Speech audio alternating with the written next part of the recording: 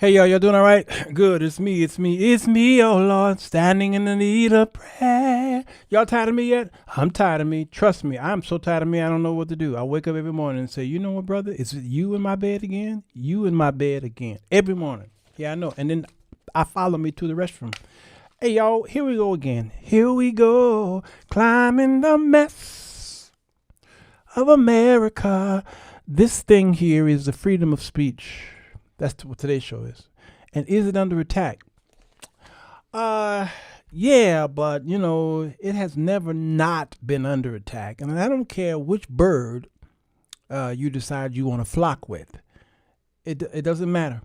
Both sides have attacked the First Amendment. I'm going to give you a little history lesson today. Hopefully you'll learn something, because this is a teaching channel. Meanwhile, see in 60.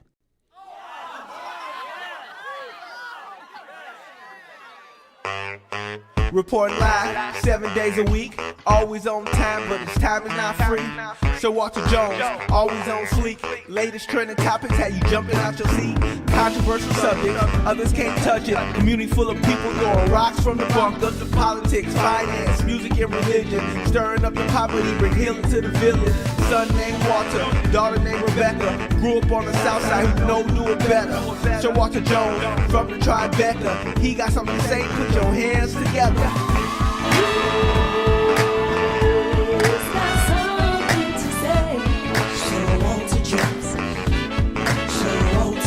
Hey!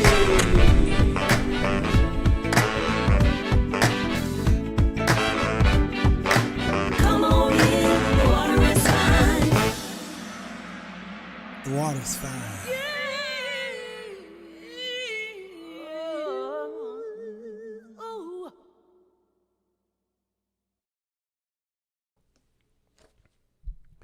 Hello, everybody. Sirwalterj Jones Show. I'm here. It is the weekend edition, baby. Hi, everybody's coming in. Water fan. Y'all doing all right? It's good to see y'all. Sometimes I don't know what day it is or what time of day it is, but I'm glad y'all are here. Charlie Kirk, the shooter, Donald Trump, the Republican Party, the Democratic Party, churches, MAGA, KKK, white supremacy, black liberation theology, social gospel, First Amendment, free speech, right to bear arms. All of these topics showed up after a man pulled the trigger. And as we were in our little corners of the world, looking from the other side, as the Hatfields and the McCoys, that shot that was heard around the country, if not around the world, caused us to, like roaches in the dark, as soon as we would come home from church. Our house was roach infested back in the 70s. We'd turn the lights on and the roaches went to scattering, and we went to stomping. That light that turned on was like a gunshot that went off, and everybody scattered. And they scattered into their own little holes, what have you. So what I'm going to do today is give you a history lesson on the United States and how she has not changed. She will never change. And how she is a hypocrite from what she left. She decided that what she left she didn't like until she realized that there were people coming over here who didn't look like her, didn't sound like her, didn't have the same culture as her, but more so didn't have the same religious beliefs as her. So then she began to adopt the king and his and the queen and her tactics of civility and control. That's what the United States did. 13 colonies. So I'm going to play some news bits here. And what somebody's going to say in the comment section is, why are you playing all this liberal news? Why don't you play conservative news? All right, here's the thing.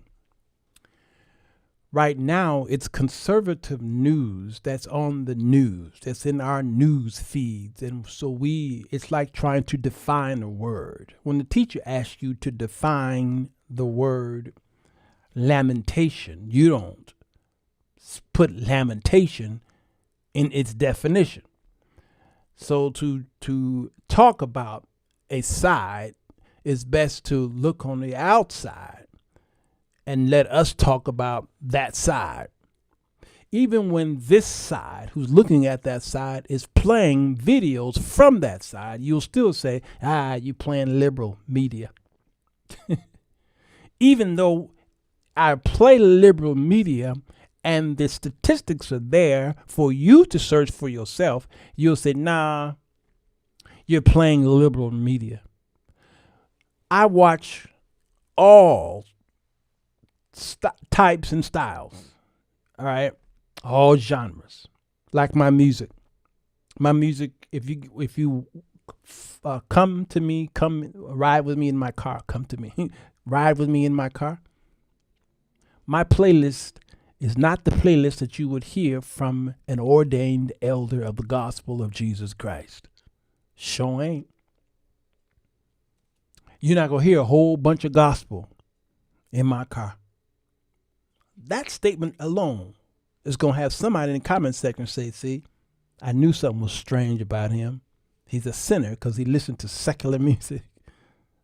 But when you get in my car, you're going to hear a diversity of sounds, from R&B to blues to movie soundtracks to classical to soft rock to pop to reggae to jazz to bluegrass, country and western, gospel. You're going to hear it. You're going to hear it all. You can't say gospel because when you say gospel, you got to explain, well, what kind of gospel? When you say blues, you don't ask what kind of blues. You really don't. When you say pop, you don't really say what kind of pop. But when you say gospel, you have to ask, okay, what kind of gospel? Why? Because gospel is everything. Joyce Sample. Gospel is everything. And it all of the sounds of the world is in gospel, because there are no Christian melodies. There are only Christian lyrics. Y'all remember that show? There are no Christian melodies, no such thing as a Christian melody. There are only Christian lyrics. So I'm going to play some sound bites. Let's see where I'm going to start. This is Ari Melber. He's going to play something that is statistically correct. You can do your own research and see that he is absolutely correct. Come on, Robbie. I know you're crazy like me. You weird. Robbie, Beethoven, Bach, blues, John P. He put John P. at the Robbie's weird. I sat with him in South Carolina. He's the strangest one in the room. And I love that Negro. I love him to life. I was going to follow him home. I was about to follow him home. I love the weirdness and strangeness of people like that. Listen to my music and you'll find out who I am. I played the Bunkers movies, the prequel and the sequel. And the music, if you notice, is different. The music explains the travel and the journey. Y'all thought y'all were going to hear some Mahalia Jackson? No. Mm-mm. Some John P. No. You weren't going to hear that. You might hear a gospel song, one or two, but y'all was hearing a whole bunch of secular on the movie, wasn't you? Here he is, Melber. Press rights. And so that's from the beginning. Of all the things that have changed, that is supposed to held steady. And the Supreme Court has held that for a very long time. Just last year, it reaffirmed a core holding that government officials cannot coerce private parties in order to punish or suppress views the government disfavors, which is literally the censorship agenda that Trump and his FCC chief Carr have been pursuing. So the thing they're doing is currently illegal, unlawful, unconstitutional. Now, there's no split here on this issue in the. Now, I want you to pay close attention because I'm going to explain what they are explaining here. All right. This is a teaching channel, so y'all need to go. Bye, love. You don't need to be here. This is the bunkers. We like to take our time and learn. All right. Just in case you forgot American history, I'm going to give it to you in this show here. All right. He's explaining what is legal and what is not. Okay. And the reason why I'm playing this is because there was a comment that came on under my show yesterday or day before yesterday. I can't remember when I'm yapping at the mouth. And I thought it was a really good comment that it sounded like he was against what I was saying. And I first took it at that, but he wasn't against. He was making an observation. Oh, let's see. Where is it? He was making an observation. It's happening now. Let's see. Here it is. Matthew Nickens. I'm going to read what Matthew Nickens said. It was good. He said, it's okay, it's a typo. Seems that we're conflating a lot of things here. The First Amendment allows for freedom of speech, which does cover even hateful rhetoric, which I said on the show, and so forth. But it does not provide for freedom of sponsorship or mandatory viewership. He's right there. And what I was saying, not on the show, but this week, you didn't have to watch Jimmy Kimmel. You could have turned him off. No one was mandated to watch the show. Because let me tell you something. What Jimmy Kimmel said was so mild when he says, and they don't know that he's among them. That was the mildest thing Jimmy Kimmel has ever said. Jimmy Kimmel said some of the most horrendous things on this show, but has never been canceled for it. In spite of his potty mouth. He's got a potty mouth. He does this bit where censorship things, where people are saying some things that are not, shouldn't be censored, but he put cuss words in it and what have you. I mean, Jimmy, it can be really nasty. And he was never censured, never dismissed for that. But he was for this. Y'all know why, right? So he says, it does not mean that networks or organizations have to carry you. He's right.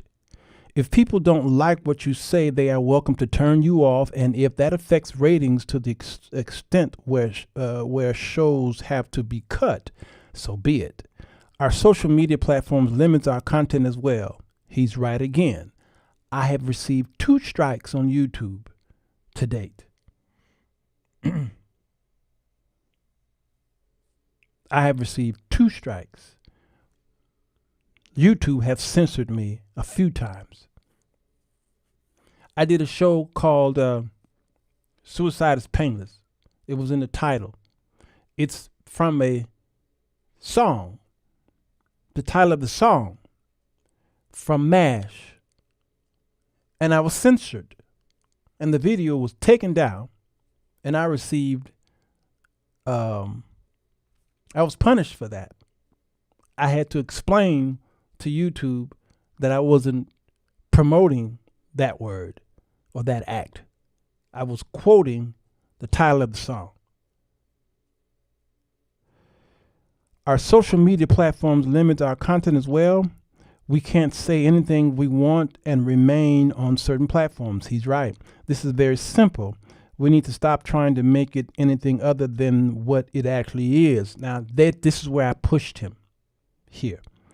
And what it is has to do with choices and preferences. This is America. Yes, yes, yes. He's right, y'all. He's right. But I needed him also to see that I focused on the right thing, because really the state got involved. Everything he said was correct. But the state, when I say the state, the government got involved. I'm going to prove it. Let's continue with Brother Melber here. Court, which also makes this a stronger precedent, different from, for example, cases you followed where it's 5-4 and then maybe the court changes and a couple of years later it's 4-5, right? It changes. Well, let me show you. All 9 justices are for that ruling. You know, when we show you breaking coverage and we have the justices against and dissent, you'll notice that's blank. You see what he's saying here? Governments cannot coerce businesses to suppress views. This was not a choice of ABC.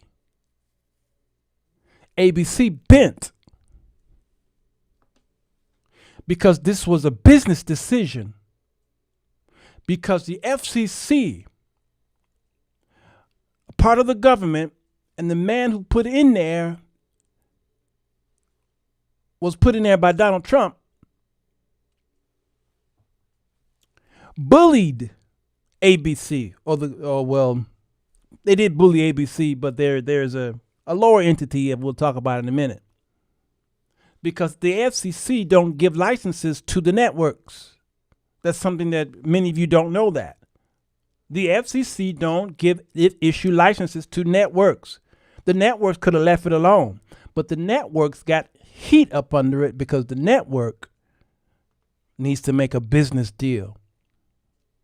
Prior to needing to make a business deal, Jimmy Kimmel said some of the most gross things on his show and was never blocked. So the Supreme Court, all of them, which we haven't seen this kind of Supreme Court as diverse as it is, come together like this. They said the government needs to stay out of the business of the business and suppressing their views. We don't do that in America.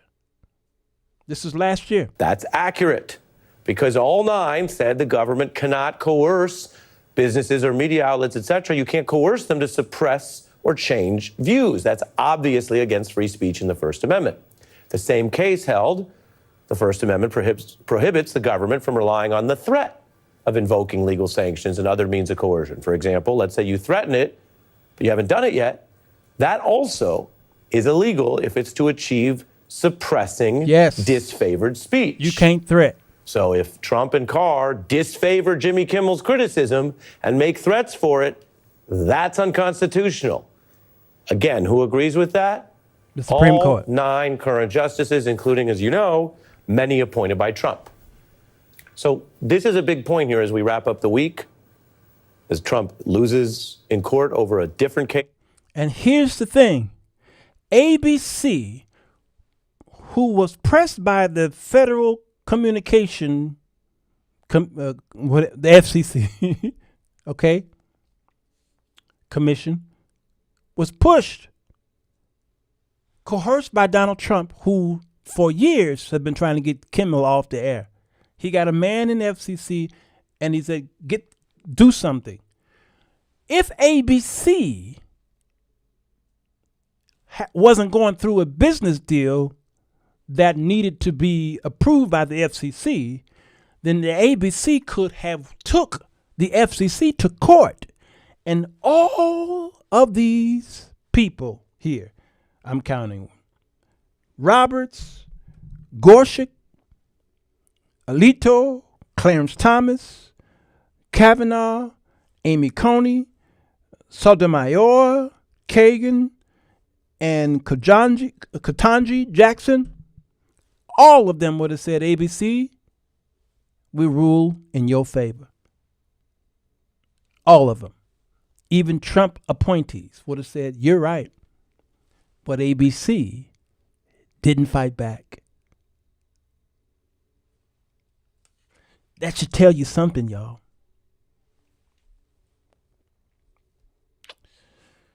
So let me play this. This is more liberal media here. And tonight, Trump making it clear he is not done.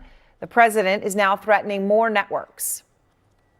They give me only bad publicity or press. I mean, they're getting a license. I would think maybe their license should be taken away. It will be up to Brendan Carr.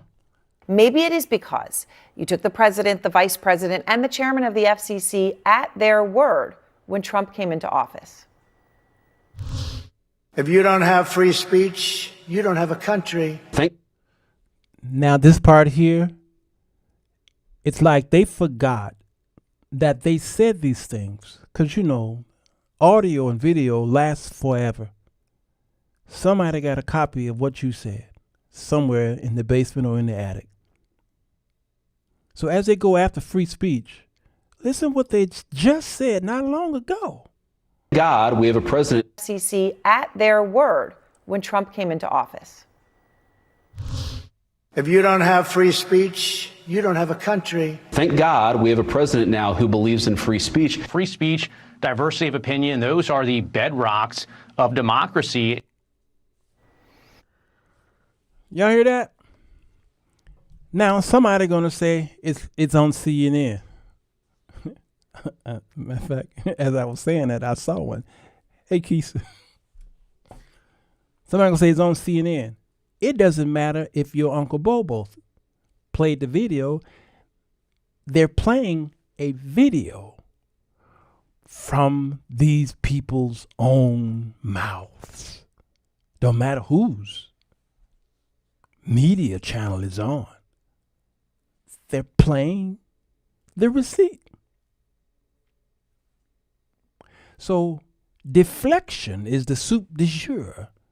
Ever since we heard, everybody deflected. The people, Lakeisha, the people who heard Charlie Kirk say some of the horrible things about African Americans in America, deflected, including black people and our YouTube friends, deflected. Deflected. That last person to speak, of course, was Brendan Carr, the very same man who made this threat this week after Kimmel's comments regarding Charlie Kirk. They have a license granted by us at the FCC, and that comes with it an obligation to operate in the public interest. But frankly, when you see stuff like this, I mean, look, we can do this the easy way or the hard way. Did y'all hear that? Yeah.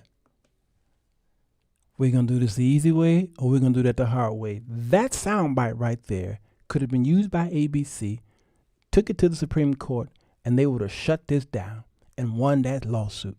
But ABC said, leave it alone. And I'm with you, Lakeisha, on CNN. CNN pay their pundits to fight like cats and dogs, especially at night. I hate it. So I turn. I find my favorite guy on CNN, but then the rest of it is just fights. Fights. Nikki loves life. I said love side. Blessings to you. All right, let's continue. Threats obviously don't get more clear than that. And that threat is a real about face from a man, Brendan Carr, who in December of 2023 wrote, and I want to quote him, "Free speech is the counterweight. It is the check on government control. That is why censorship is the authoritarians." Brendan Carr is the one who said get rid of Jimmy. But look what he said up there. Free speech is the counterweight. It is democracy's check on government control. And then this government guy said, get rid of him. You can't make this up. Dream. Okay, so then what sparked Carr's sudden threat against ABC over Kimmel? It was this. We hit some new lows over the weekend with the MAGA. Okay, I can't play that because that I thought I edited that out because that's ABC stuff, and I might get again censored for copyright laws. All right, so I'm gonna mute that portion. Gang desperately trying to characterize of the video. I'm gonna mute that portion of the video and fast forward. We all are being censored because unless you have your own website, you don't own nothing. You don't own YouTube. You don't own Facebook. You don't own TikTok. You don't own Instagram. You don't own any of it. So they're letting you play around on there. And they can censor you whenever they feel like it. The only thing you got that you can own is your own website. But you've got to work hard to get people to come over there to hear you talk. It's crazy, isn't it? From what Carr was saying, that's what it was that Kimmel said that was worth a threat to ABC. Get rid of Kimmel or else. And sure, free speech is free speech. This is America. But Kimmel's words aren't some hate-filled diatribe. They're frankly not even this. Now you're going for the kill shot. The kill shot with an ambush, deadly, because he doesn't see it coming. This is when you say, Dr. Fauci, you funded risky research at a sloppy Chinese lab, the same lab that sprung this pandemic on the world. You know why people don't trust you, don't you? Boom! He is dead. He is dead. He's done. Y'all hear that? And he got promoted. Where am I saw a comment that was correct. That one beat says you don't own your own domain. He's right. He's right on that. But guess what? You don't own nothing in America. The closest you can own, as far as social media is concerned, or media of any platform, is your website. That's the closest you can own. But everything you have can be taken away from you. Everything. Where you live right now in your house. It's called, during the 1960s, 70s, they had this thing called urban renewal. And they went through town, especially the African American communities. It didn't matter if you owned your house. The government offered you some money. You could have turned it down if you wanted to, but they was going to get it. And the word is, I was trying to give y'all a hint so y'all can give me the word. ED. And that's not erectile dysfunction. Can y'all tell me what ED is? Well, is it ID? Okay, and that's not a, all right. Which one is it? Is it ED? It's ED, yeah. That's it, y'all got it. Eminent domain. You don't own nothing. They can come and get it whenever they feel like it. Especially if you own taxes. They can come get it. So the closest you got media that you can own is the website. So my brother is actually correct. That one beats is correct. That was Fox's Jesse Waters in December 2021, trying to be funny. A month later, Waters got promoted. And after the brutal attack on Nancy Pelosi's husband, Paul, in which he was attacked by a man with a hammer, Pelosi's skull was fractured, he was in the hospital. There was a lot of really ugly rhetoric and conspiracy theories coming from the right at the time. At 82 years old, and comes home to find out that her husband's playing hide the hammer with a Black Lives Matter guy? Well, of course we can't confirm or deny your suggestion. It's MAGA extremists behind this because they always attract illegal alien nudists who live in school buses who think they're Jesus Christ. He didn't get censored. He didn't get taken off the air. He didn't have to apologize. This goes on Fox News every night. Why? This is a pick and choose world we live in. Hell. And there was also Don Jr. He posted this image after Pelosi was attacked. Got my Paul Pelosi Halloween costume ready, right? And you see the link there to the sexual jokes that you heard before. And Elon Musk, 2 days after he bought Twitter, posted a conspiracy theory about the attack on Paul Pelosi. There is a tiny possibility there might be more to this story than meets the eye. He linked to an article that claimed the attack was the result of a drunken sexual encounter with a male prostitute. Quite simply, Trump has been a bit obsessed with Kimmel. Kimmel has no talent. Well, Jimmy Kimmel's a loser. I saw Jimmy Kimmel said that his show's practically dead because nobody that likes Trump will watch. Jimmy Kimmel. That guy's terrible. Those clips of Trump go back 7 years. And when Pelosi's husband was beat with a hammer, Donald Trump, a few days later, made fun of it at a rally. Anybody check on Pelosi? Ah.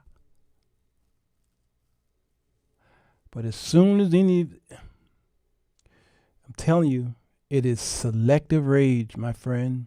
Selective rage. And tonight, Trump, using the power of the office of the President of the United States, finally got what he wanted. Out front now, FCC Commissioner Ana Gomez. And Commissioner, I appreciate your time. Now listen to this commissioner of the FCC. All right, she's been with them for a while, and she's the only liberal part of that FCC. I don't even know why they even allowed her to stay on there, being a liberal. But listen to her words very closely. So President Trump today comes out, you heard him.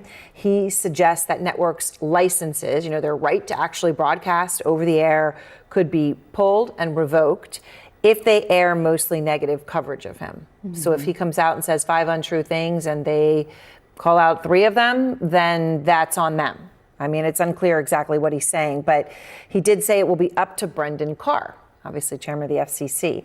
Is this something the FCC could actually do? Well, first of all, we don't license the networks. We license local broadcasters. There it is. I was right. I was hoping I was.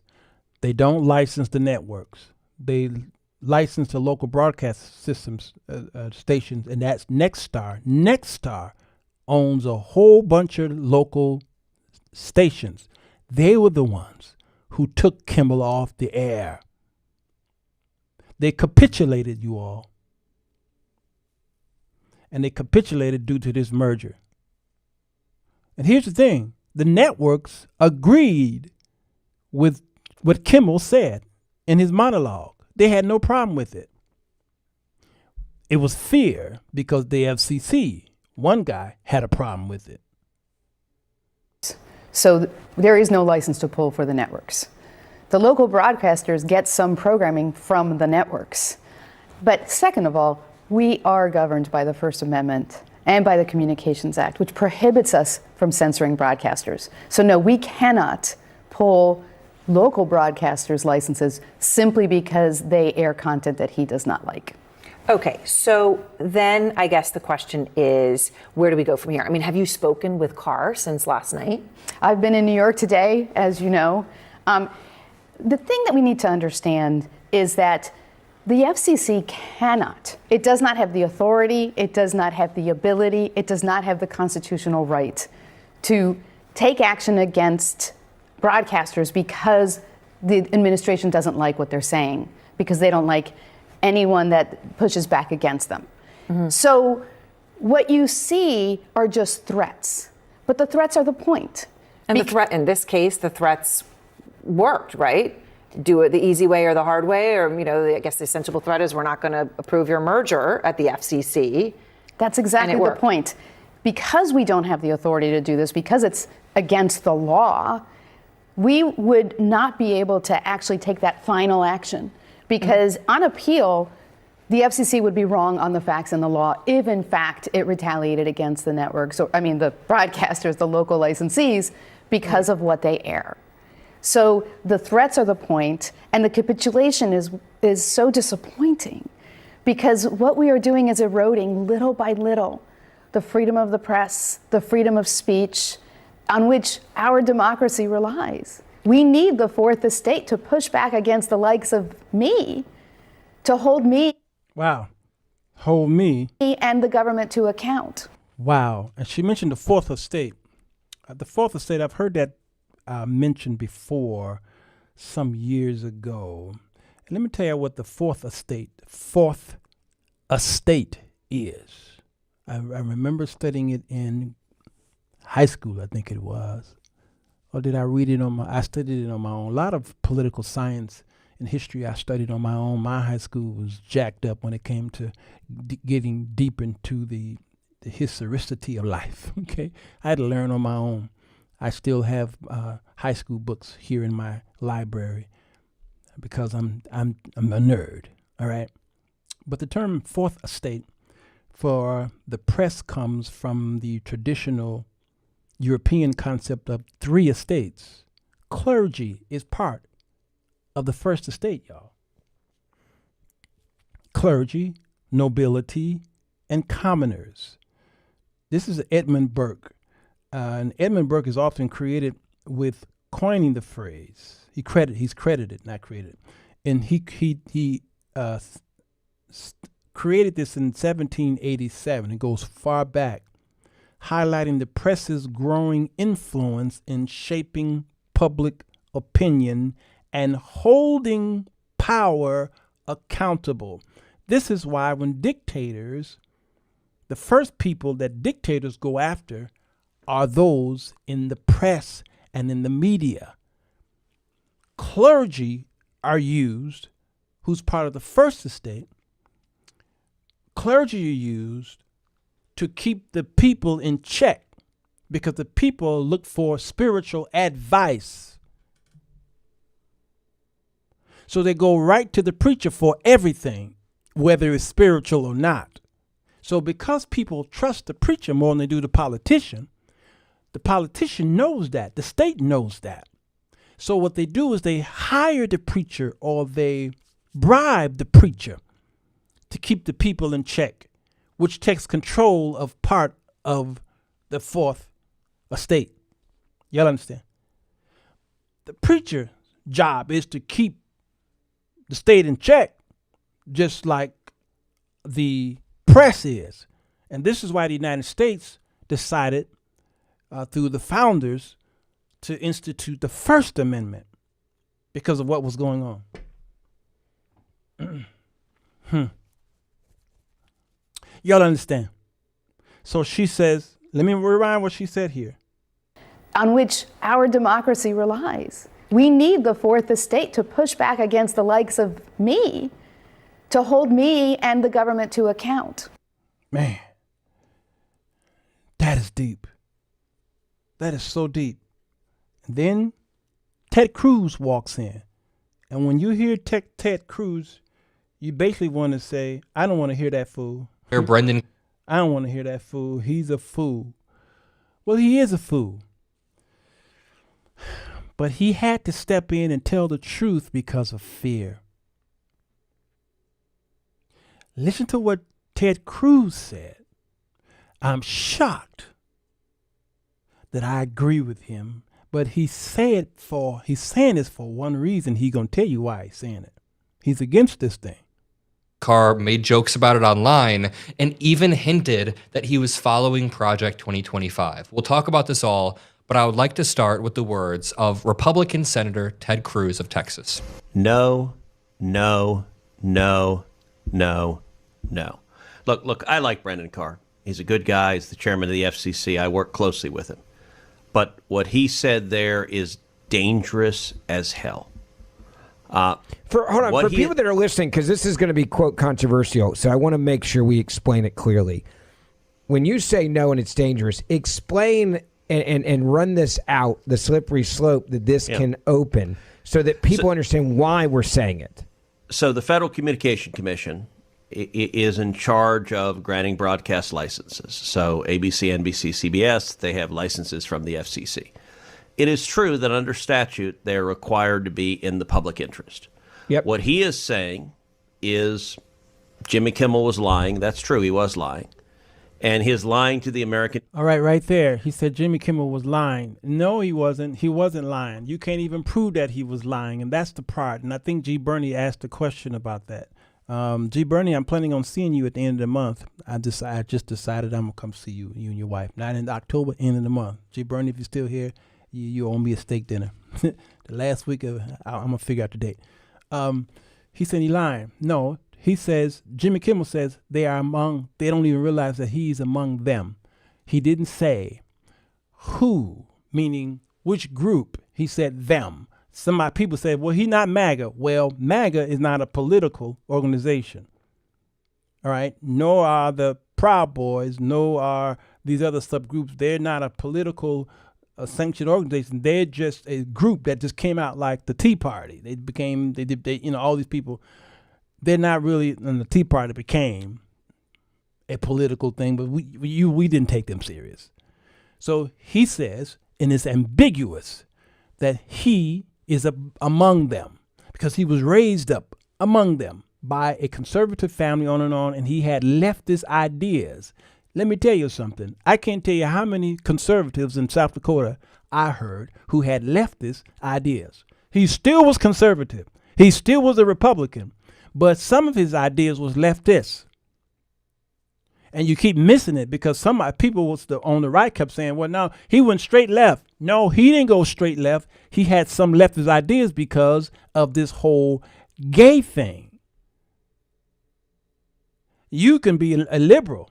You can be a part of the Democratic Party and have some conservative ideas. That's where you missed it. So Ted Cruz says he lied. They're using that he lied thing to get him banned, but it wasn't about him lying. Charlie Kirk was the spark that they needed to get Kimmel taken off the air. When Charlie Kirk was shot, they were waiting for the next time Kimmel was going to do his show. They couldn't wait because they were planning. Kimmel's going to go live tomorrow night, and we need to all be watching him. This is the FCC. We got to watch his every word because if he say anything slight, close to, here's our chance to get him off the air. Even though he said some of the most ridiculous stuff, crazy, wild stuff about Donald Trump, never got censored, not once. But they were waiting after the shot heard around the world. We got to get him on something. There it is right there. And then try and put it into some talking points saying he lied. That was the spark. They needed that spark.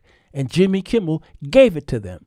And then they gave him an opportunity. All right, you can apologize. You should apologize and give a donation to Turning Point, Charlie Kirk's organization. And Kimmel said, y'all all can kiss my... Let's continue. People is not in the public interest, and so he threatens explicitly, we're going to cancel ABC's license. We're going to take him off the air, so ABC cannot broadcast anymore. And I got to say, he threatens it.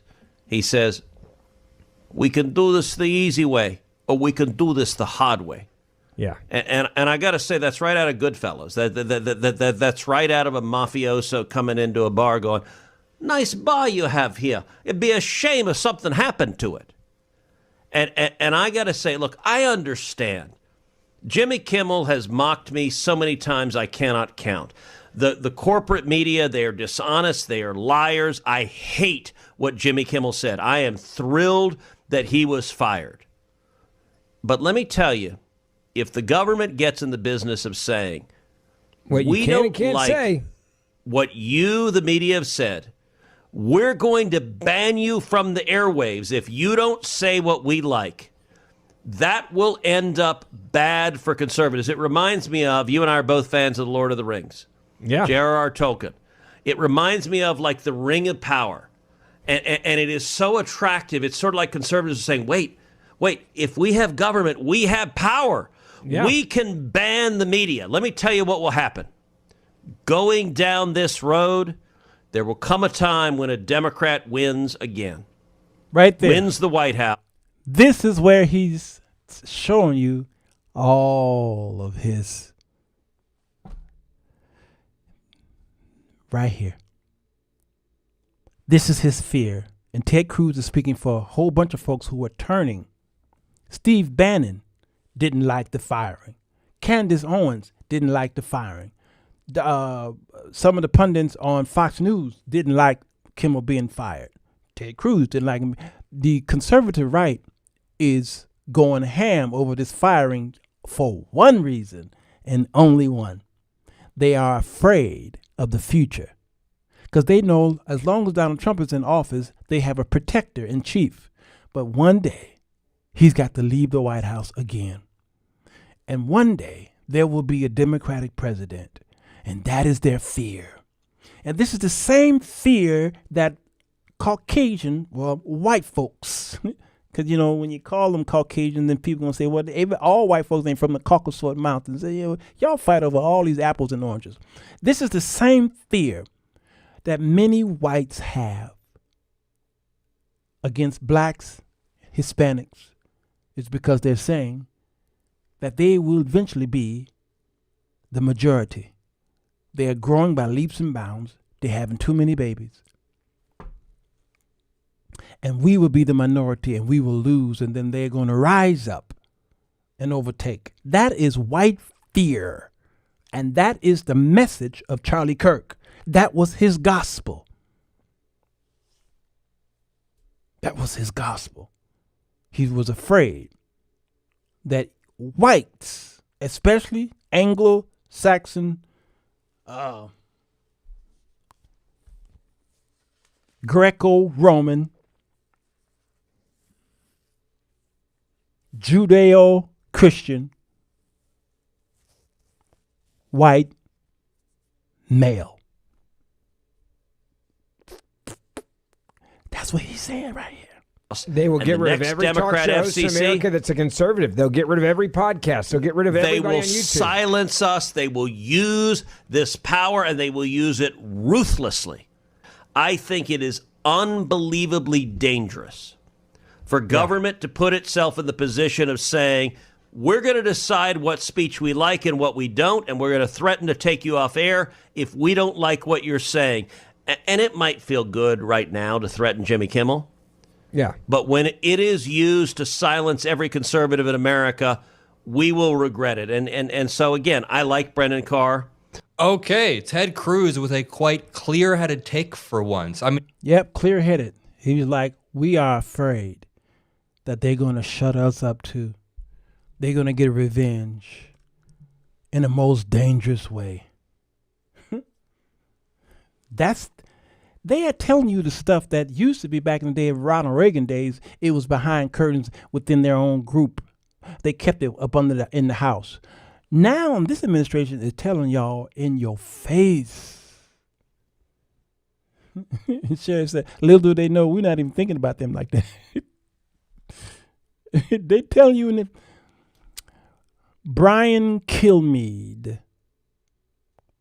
was on Fox News.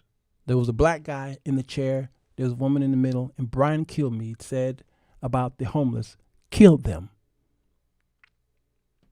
Involuntary. Just shoot them. Basically what he said. Did anybody remember him saying that on Fox News? He said, just kill them. And he's still on Fox News today. Y'all have to understand, when it comes to free speech, it's selective rage. It's selective rage. Kill him. That's what he said. For y'all who don't believe me, let me see if I can find him. Matter of fact, I ain't got to play it. All I got to do is just show y'all. You can see. I mean, they going off. One of Fox News' biggest names is now apologizing after he made a shocking comment about killing homeless people. Brian Kilmeade and the other hosts of Fox and Friends were talking on Wednesday about the murder of 23-year-old Irina Zarutska in North Carolina and how to stop those kinds of crimes when he said this. Either you take the resources that we're going to give you or you decide that you're going to be locked up in jail. That's the way it has to be now. Or involuntary lethal injection or something. Just kill them. Now, the comment did. Look at the black man on the left. He was getting ready to agree, and then he shut his mouth real fast. He was like, oh, shoot. Listen to it again. Really get the way it has to be now. Or pay attention to the black man on the left. Pay close attention to the black man on the left. Watch his face. Yeah. Oh, ooh. Voluntary lethal injection or something. Just kill him. Yeah. Oh, shoot. Yeah. And so he had to apologize, and he's back on the air. But on MSNBC, a guy said something about the shooting, and they took him off. They were like, you got to go. It's amazing how the immoralness that we keep bringing up in the Democratic Party and the liberals show more morality in cases like this. Every Tonight Show host gave condolences to the Charlie Kirk family and told the people violence is not the answer. Political violence is not the answer. Every one of the liberals. But when harm went against the Minnesota wife and husband who was killed in their bed, the right made fun of it. No flag went half-mast. I mean, they just, let's talk about something else. And made fun of Pelosi's husband. I mean, all kinds of stuff. It's amazing how the party who's supposed to be conservative, Republican, Christian, what have you, is the ones that's not showing morality. But the liberals who kill their babies and bring up all of this homosexual stuff, which is considered immoral among Christians, believers, are the ones who show morality. When a shooting happens, a killing happens, all kind of stuff. Ain't that kind of odd to you? Isn't that odd to you? Something wrong with you.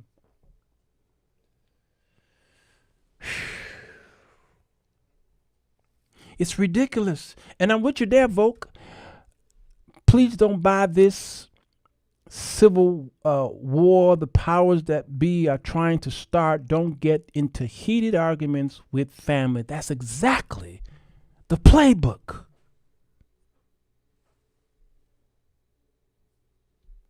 That's exactly the playbook.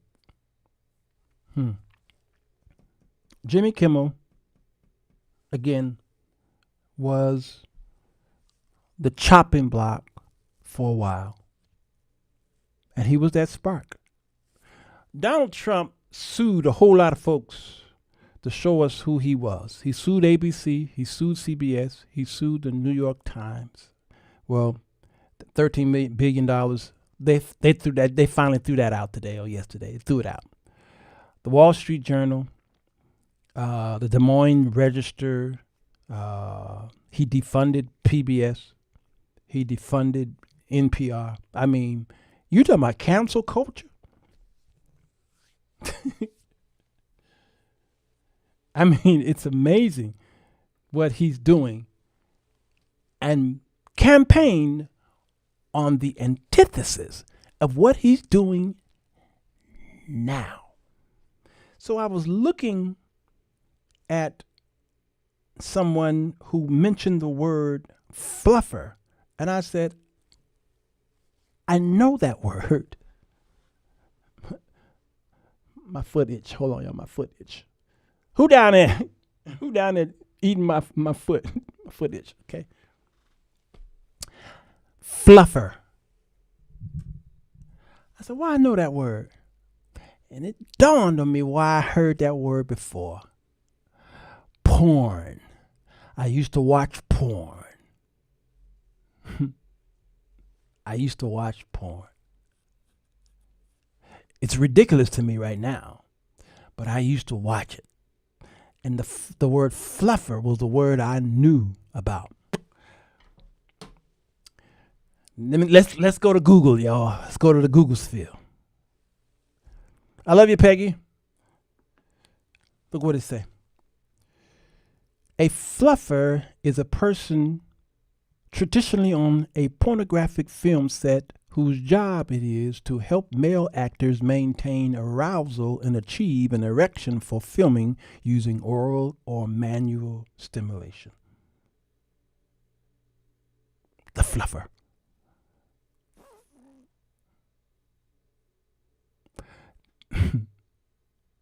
These are the men, y'all, who are holding up Trump.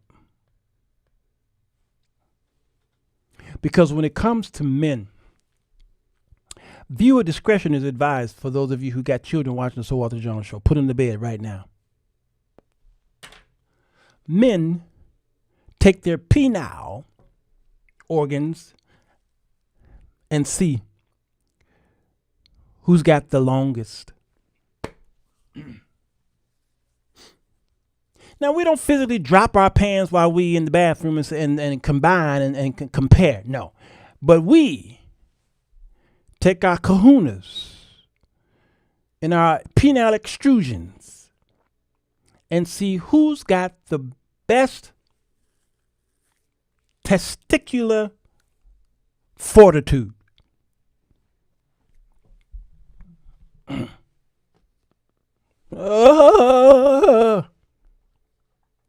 To the point where you take a ruler and you measure. Then that goes to your head. Okay, the Carter kids are watching movies. They're great, but this part right here, I don't think they can handle this. You understand? This is what's happening in this administration.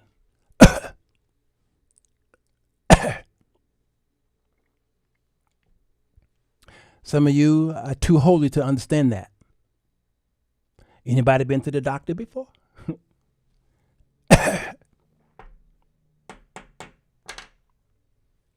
So T. Green is giving us the definition. Here's further. The term can also refer to a person who cleans the London Underground tunnels, or more generally someone who makes something seem better than it is, such as public relations. So they're giving you the porn definition, and then they're giving you the other meanings, public relations. Someone who spins a topic to make it seem more favorable or important than it actually is.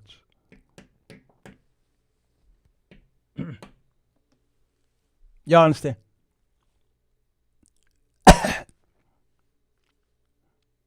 Whenever they have a meeting, Trump sits there with all his cabinet, and he passes the mic, in a sense. He passes the mic to each one of them, and they'll say, "Sir, since you've been sitting in this office, America has been the greatest nation in the world. We were nothing. We were crap. We were pieces of beep. But since you were elected, all men and women in this country are now eating. Everybody got a job and nobody's poor. Taxes are down. The tariffs are working. It's amazing that the person at McDonald's is now making $57 an hour. Mr. President, you're the greatest thing since sliced bread." And everybody like, all right, who's next? Boy, wow, I wasn't expecting that. That was huge. Who's next? Mr. President, I'm honored to be here. I was nobody. I was on my way to a burning hell. And then you selected me and picked me up out of the muck and mire. Turned me on my right side while I was waddling in my own filth. I had the smell of urine all on my clothes. And there you were. You rescued me. You raised me up among high mountains. You are the wing beneath my wings. And so, Mr. President, thank you, because if it wasn't for you, everybody in America would be dead today because of Joe Biden. But because of your superior way of speaking and your brilliance, America is a safe nation today.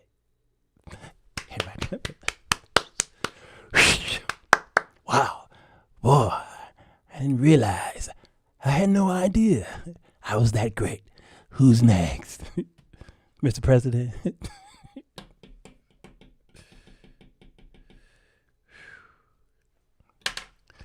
I'm telling y'all, this is what goes on every week in that cabinet meeting, because he can't read anything that's going on unless his name is in the briefings. They got to put his name in every paragraph, and if his name is in there, he'll read it.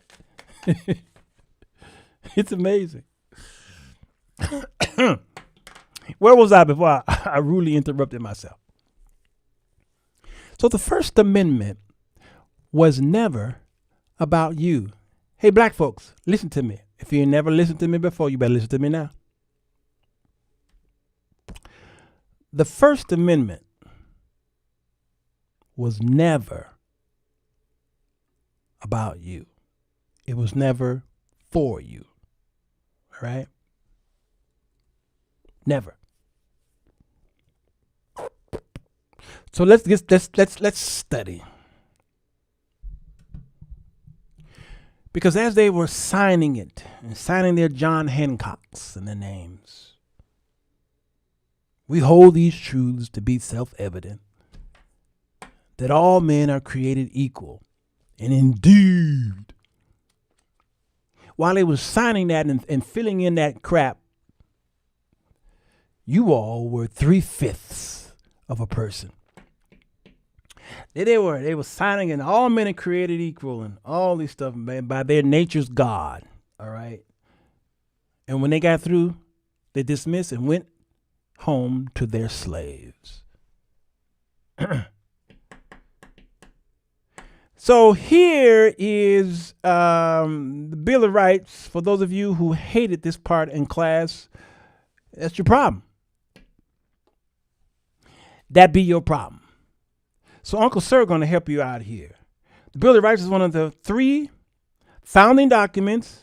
It was strongly influenced by the Virginia Declaration of Rights written by George Mason, as well as English documents such as the Magna Carta, not Jimmy, but Magna. Okay? The Petition of Right, the English Bill of Rights, and the Massachusetts Body of Liberties. They all were influenced.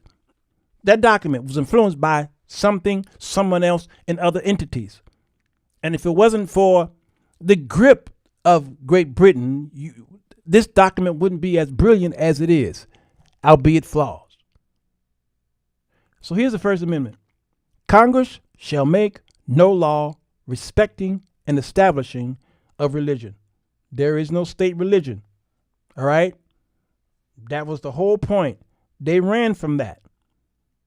Okay? my thing is acting a fool because it needs to be recharged. All right? Or rebooted, that is. Okay? Or prohibiting the free exercise thereof. Or abridging the freedom of speech. Or of the press. Or the right of the people peaceably to assemble and to petition the government for a redress of grievances. All of those needs to be unpacked. Ooh, all of that needs to be unpacked. Man, I wish I had time, because let me tell you, I am a constitutionist. At least I play one on television. So I'm looking at the First Amendment, and I'm looking at what Google said, because, we're going to go with Google today just because we ain't got nothing else to do with our lives. All right. As soon as my thing act right. So the First Amendment to the U.S. Constitution protects 5 fundamental freedoms: freedom of religion, of speech, press, assembly, the right to petition the government. 1791. As part of the Bill of Rights, it prevents Congress from creating laws that establishes a religion. All right. It prohibits its free exercise, restricts speech or the press, or infringes upon the rights of freedom to gather peacefully and petition the government. While broad, these protections do have limits. Here's where I'm trying to go. With certain categories of speech, such as inciting to violence, incitement to violence, or true threats receiving less or no protection. Okay, then they break down all of these rights. What's they say about freedom of speech? Guarantees an individual rights to express their opinions, ideas, and political views without fear of what? Government retaliation, not personal, not corporate. All right, government. The Constitution is this part of the Constitution and amendment is a protection against the government, just like separation of church and state is a protection not against the church. It's a protection against the government. It means keep government out of private citizens' affairs. Unless it is so dangerous that it can cause bodily harm. Then go and sue. And this is what my moderators are here for. I tell them don't delete nobody, especially Miss Sharon S. Don't delete her because she keeps coming back. Don't delete her unless she becomes someone who's dangerous, who could cause someone to hurt themselves. Hi, Sharon. You know we love you, right? She said Kimmel was fired because of his ratings. That's the lie that the right tell about Stephen Colbert, that he was fired because of his ratings. It's so obvious and so suspicious that all of a sudden it's the ratings when his ratings have been slipping for years. Why all of a sudden it's happening when both CBS and ABC is trying to do a merger. Couldn't you have waited till the merger went through? You did it right now. That makes us suspicious, which tells us had nothing to do with ratings. All of the Tonight Shows ratings were slipping because people don't watch it as much. They go to TikTok. They get all their news from TikTok and Instagram and YouTube and all those other places. So even though those guys are putting their little clips on those mediums, people just don't watch network TV like they used to. They just don't. They watch Netflix and Hulu and Prime. And Disney Plus is in trouble. Disney Plus, who owns ABC, have lost thousands of subscribers because of this Jimmy Kimmel thing. Lord, Colbert is still streaming on CBS and Paramount Plus. So why am I bringing up the First Amendment? Well, y'all know, Sirwalterj Jones, there's a method to my madness. All right? Because I'm going to give you what happened in American history back in the day. Because this is not our first rodeo, y'all. Let me go to this thing called the Alien and Sedition Acts. Before I do this, what I'm going to do is I'm going to have to reboot this because this is getting on my nerves. You'll need to unlock your iPad first. Okay, I will be, sweetheart. But let me slide that off. All right. I'm gonna reboot it. I think I can filibuster until we can get this going. All right. It's just hot. It's hot. It's hot. But thanks to the bunkers, I got another one on the floor. I appreciate you. All right.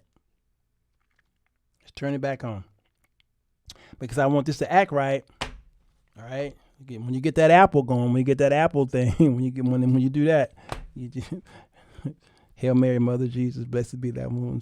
Please start up, please. All right, it's starting up. Okay. I'm doing this on purpose so y'all can see something very important. La-da-dee-dee. La-da-dee-da. Talk among yourselves. All right, here it is, right here. This says here, not our first fight. What history tells us about attacks on the press. Monkey Moose said, how old is that iPad? This is a 12.9. So, shoot, I bought this at least 5 years ago. It's at least 5 years. This is this is actually 5th generation. So, how old is the 5th generation, Monkey Moose? About 5 years? I don't even know no more. Where am I? Okay. Not our first fight. What history tells us about attacks on the press. Okay. I got to charge the pencil because, once you turn the thing back on, you got to charge the pencil. All right, good. It's charged. That's what I love about Apple. If it's 0 on this pen, it's going to be 50% charged in about 2 minutes. I love that thing. Right here, attacks on the press are as old as the nation. 1798, Federalist lawmakers enacted the Sedition Act to silence their media critics, making it unlawful to publish any false, scandalous, and malicious writing against the government. Did y'all know about that? Well, the press remained a target for those in power throughout the nation's history during World War I. Another Sedition Act intended to clamp down on anti-war speech to the conviction of 2,000 dissenters. Richard Nixon assault on the media reached new heights until crumbling during the Watergate scandal that led to his resignation in 1974. I was just telling somebody that Trump is really the first cousin of Richard Nixon. Nixon efforts capped off by the compilation of an enemies list that featured such journalists as columnist Jack Anderson and CBS Daniel Scar, I don't know, including a push to terminate the Washington Post local television licenses, attempts to block the publication of the Pentagon Papers, directives to freeze out disfavored reporters, wiretaps, investigations of journalists, and antitrust suits directed at the 3 primary television networks, orchestrating his staff from being behind the scene. Nixon dispatched Vice President Spiro Agnew to publicly lambast the press as a small, unelected elite. That happened, y'all, in recent history while I was alive. But we got to go to where this stuff really started. The Alien and Sedition Act is something that I studied in high school. I didn't do that well in high school, but it is some subject I just loved. I loved that it did. Right here. Here's the Alien and Sedition Acts. There's an S there because it's plural. 1798 were a set of 4 United States statutes that sought on national security grounds to restrict immigration and limit First Amendment protections for freedom of speech. And when I read this, you're going to say, holy cow, this is Donald J. Trump. They were endorsed by the Federalist Party. Okay? The Federalist Party of President John Adams. For those of you who know any history, can you tell me which president was he? What number? Don't go Googling. What number was he? Because it would make a lot of sense if you tell me the right answer. They were endorsed by the Federalist Party. See, there was a Federalist Party and the Democratic Republic Party. And the Democratic Republic Party is not the same as the Republican Party. This is why they say the United States is not a democracy or a republic, but it is a democratic republic. Okay. All right, I'll go with that. Albeit, I don't believe it, but I'll go with it. It's the closest we can get other than it being an oligarchy. Y'all got it. Number 2. Okay. He's the second president of the United States. But it wasn't until we started to have these more divisions, okay, and these religious groups popping up, and these political groups popping up, where then they were trying to figure out which direction are we going, and it was Abraham Lincoln was running for president, and he was the one that the people selected to launch the Republican Party. Prior to that, this new Republican Party was an offshoot and division from what party, you all? What was the party? That was kind of prominent back then, but they were divided like the Republican Party of today, which is divided within MAGA and all these other right-wing organizations and subgroups. But there was a party that broke up, and they became the Republican Party. Can y'all tell me? Don't say Quakers, because that... Huh? Can somebody tell me? So here, thank you, Nathan, the Whigs. The Whigs. And this is what happened. Again, history don't repeat itself, but it sure do rhyme. This is what happened to the Republican Party. That's how we got the Tea Party. Because there were factions within them. The Republican Party is more divided than you know. They are extremely divided. More so than the Democratic Party. The Democratic Party agree with his immoralities and immoral ways.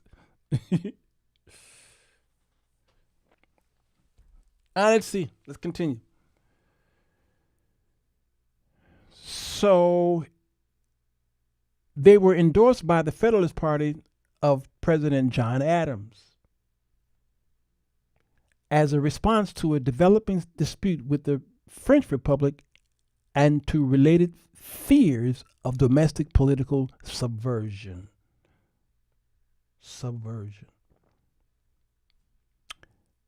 MLK was the head of a subversive movement.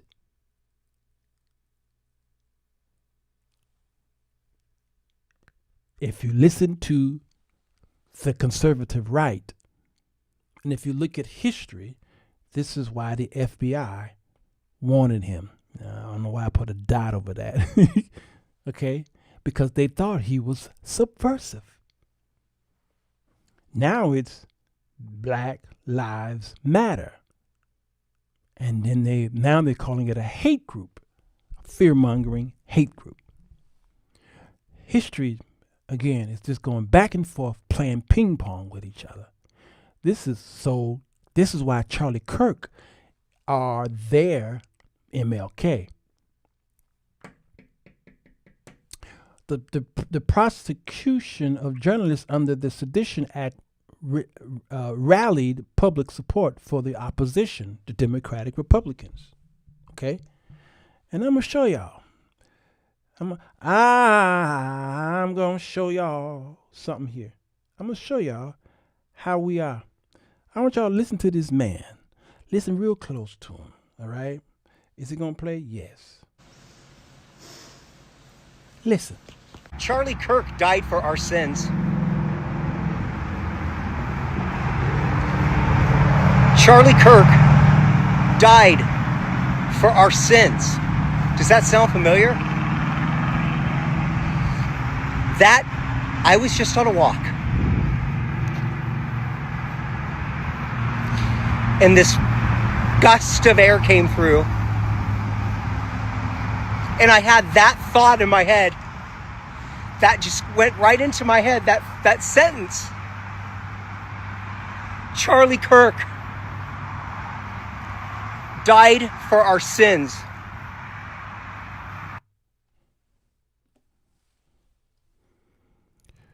He speaks for thousands, if not millions. You're like, no, he just talking for himself. No, bruh. That funeral is happening this Sunday. And if you get a chance to watch it,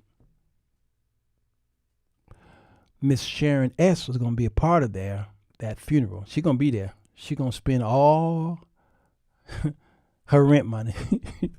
And she going down there.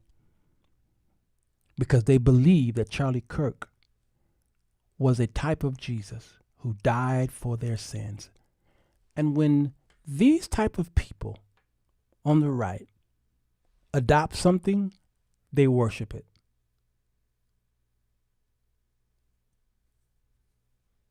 And they'll use dog whistles and they'll hide it under certain words.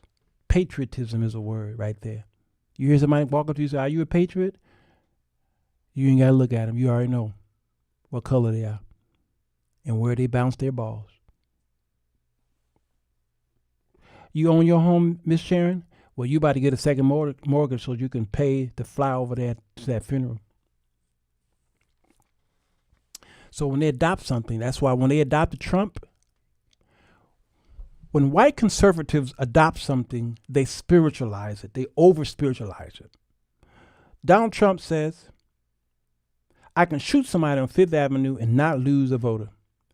He looked up in the sky and says, "I'm the only one who can fix it." I mean, he looked God in the face and said, "I'm the only one who can fix this." He said, they let me do it. I put Tic Tacs in my mouth and I touched women's vajayjays. And I mean, he was saying all kind of immoral things. And what did they do? They said, "That man is Cyrus."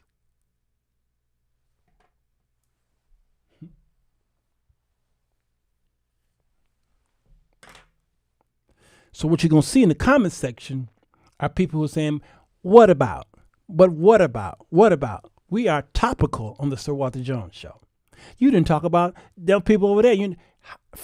All week long, I have been rebuking the left and the Democratic Party and the liberals all week long. And guess what? The ones in the comment section, especially after the show, is trying to rip another hole in me about what I'm saying about the Republicans and all this stuff, and totally dismissing anything that I said about the liberals. Won't even hear it. They won't hear it. They won't hear it. And because here's the thing, they can't agree with you on anything. They can't agree with you on anything. Here's the danger I see here. The Republicans and the conservatives, just like y'all, you liberals, y'all are really the same beast. You got the same demon in you. All right. So we're topical. We're talking about the Republicans today. But the Republicans and the conservatives and the evangelicals can't tell you that they disagree with Donald Trump or anybody in politics. They can't tell you they disagree. I know for a fact that they be watching Fox News and be like, "Oh my God, ooh." But when they leave their house, they will support everything he does and says. They can never tell you that we disagree with this and disagree with that. Not on social media, ever. They can't. And this is why it was dangerous for Ted Cruz to say what he said, and they coming after him. They coming after him. This is why I kept saying on the show, it seemed like the liberals, as immoral as they are, showing more morality, because when somebody do something stupid on the left, they fire them. They fired that guy from MSNBC. They fired the comedian turned politician congressman because of this woman thing. They let him go. The liberals and the Democrats are firing people for saying something that's improper against the right and the Republican. It be blowing me away that they be showing that kind of morality in their wicked ways. I mean, it's just amazing to me. Come on, Corey Brookins. They like to play it fast and loose. It's just, and that's right, Carolyn. It's a false front. These whataboutisms is something. It be blowing me away. He said Charlie Kirk died for our sins. And I'm yet to hear Miss Sharon say, I wholeheartedly disagree with that. How dare he? She won't say it. She won't admit that what he said is heresy. She won't admit it. But if she do admit it right now in the comment section, it's only because I'm saying it, that she won't do it.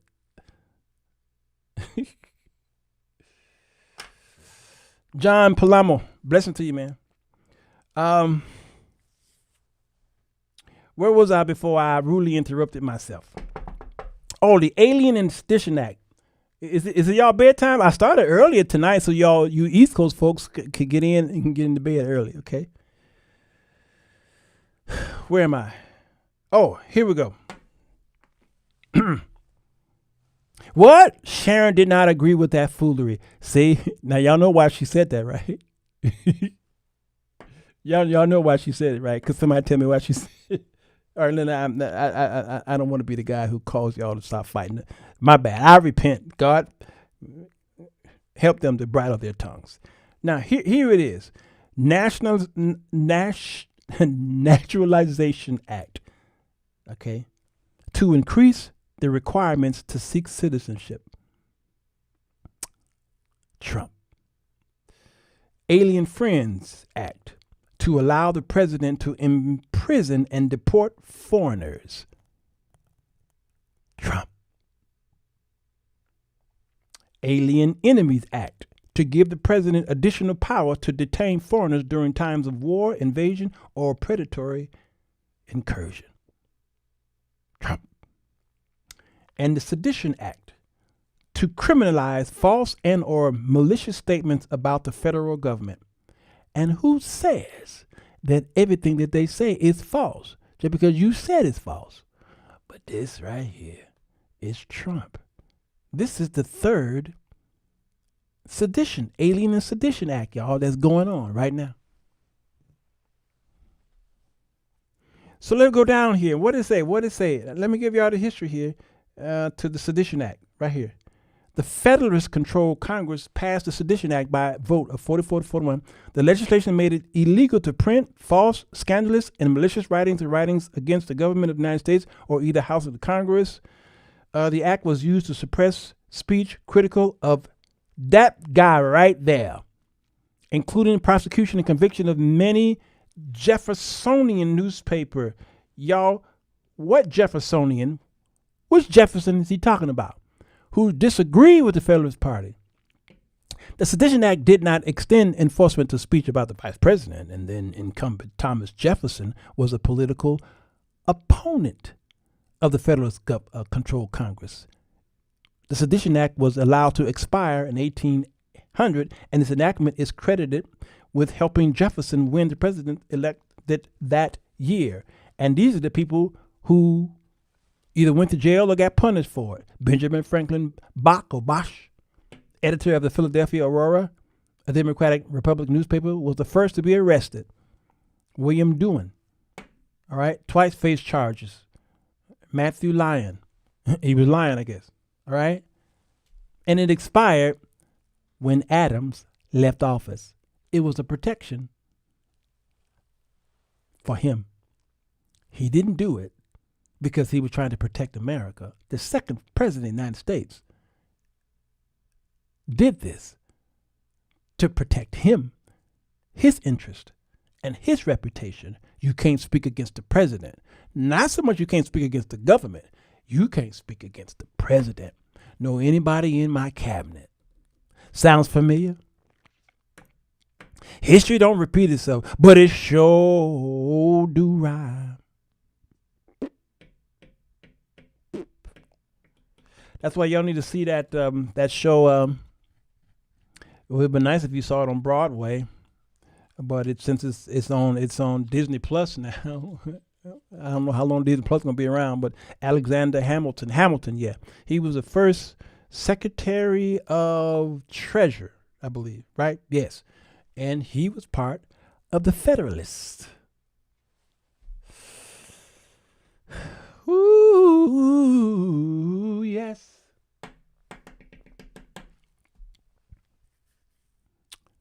So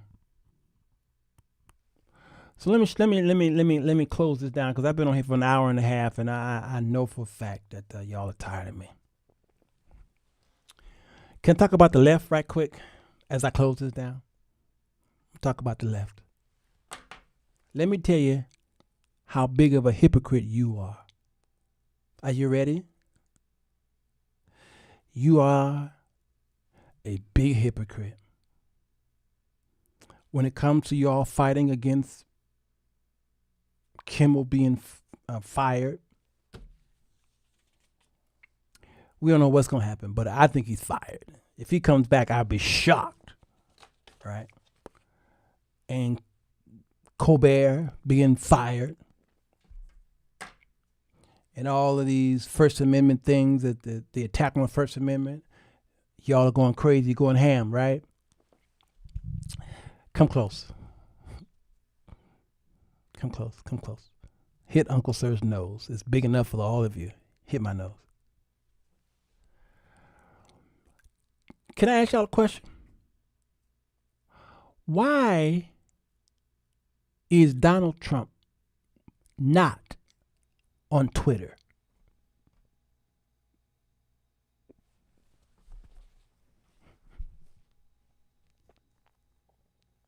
And I'm talking about before Elon Musk bought it and changed the rules. Why did Donald Trump leave Twitter?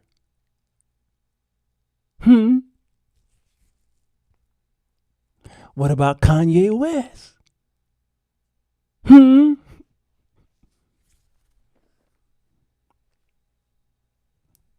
I can't shut it down till y'all tell me.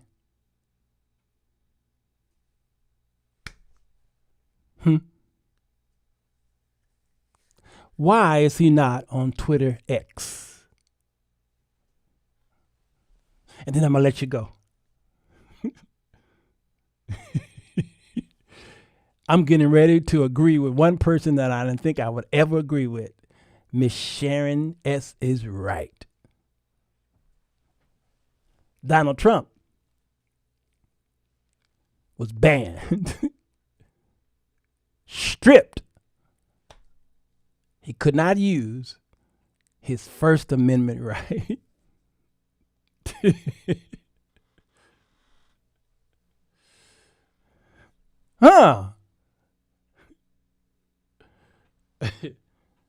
Because remember I told y'all that hate speech is protected by the First Amendment.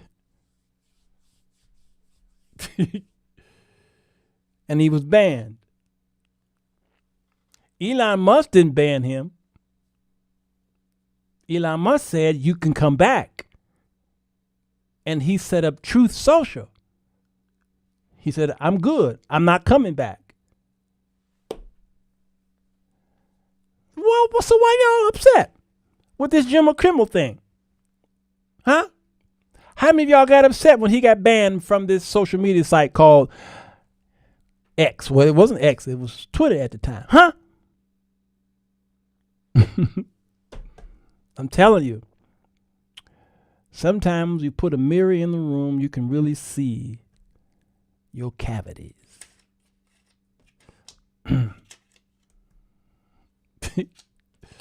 Nicole C. Cancel culture is real, y'all, among everybody. Everybody is a what's the word I need to use?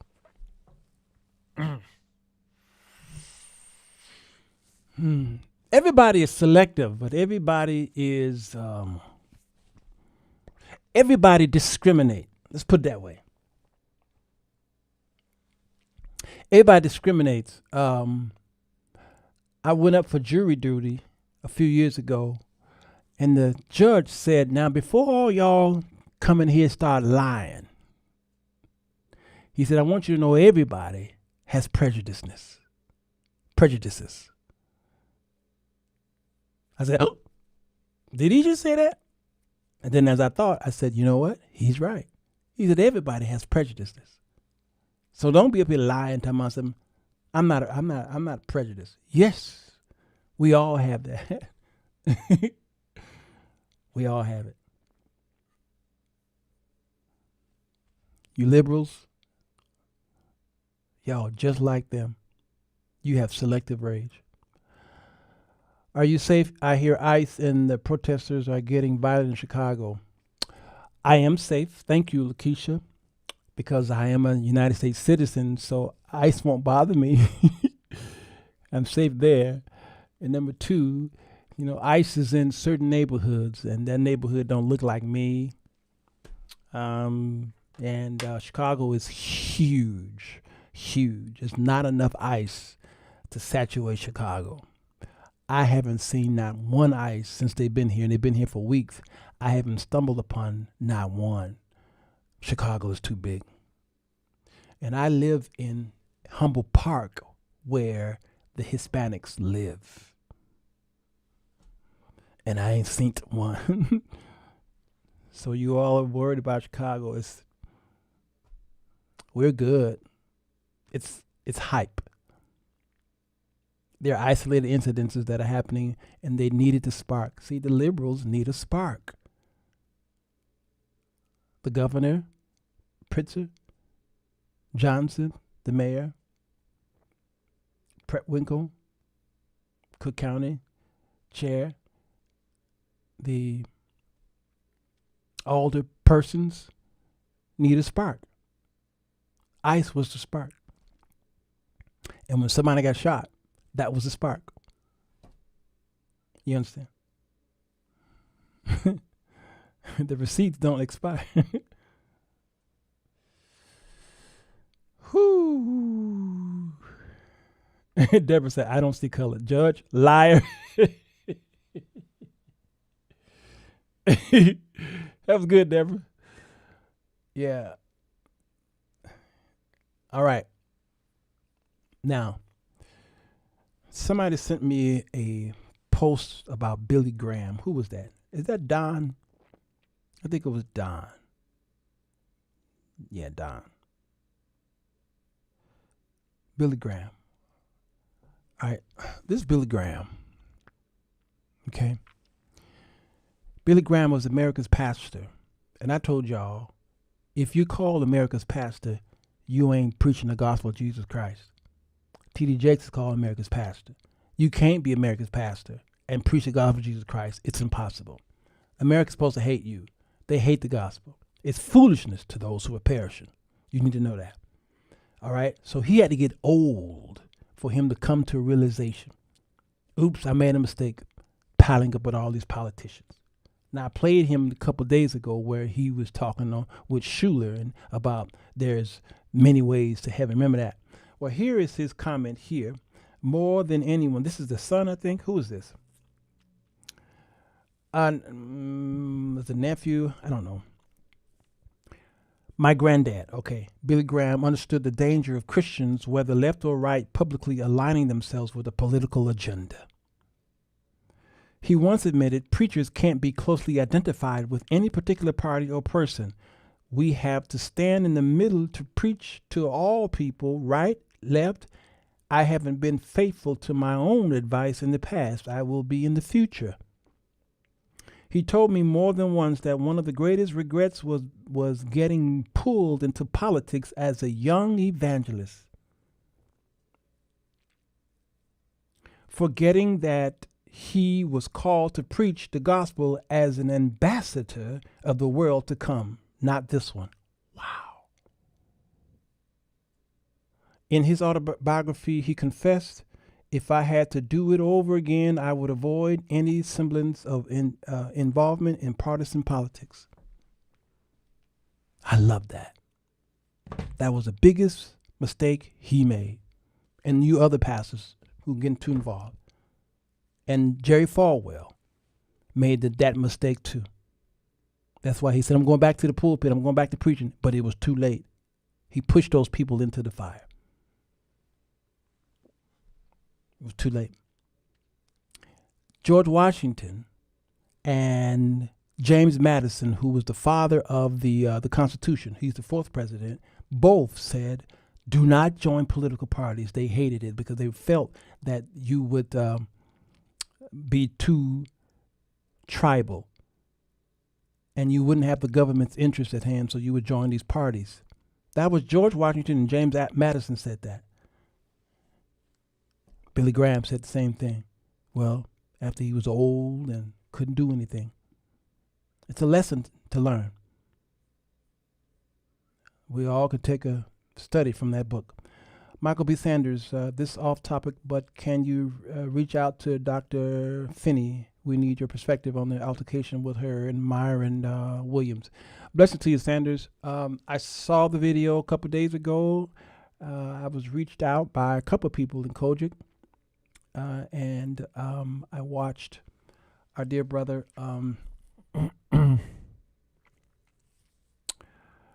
who interviewed her. I watched this show yesterday. What's our brother's name? It's unfortunate that happened, and I will be gathering more information. And I said I wasn't going to deal with it, but because I'm being inundated with the information, I'm just going to do something with it. All right. Last and certainly not least,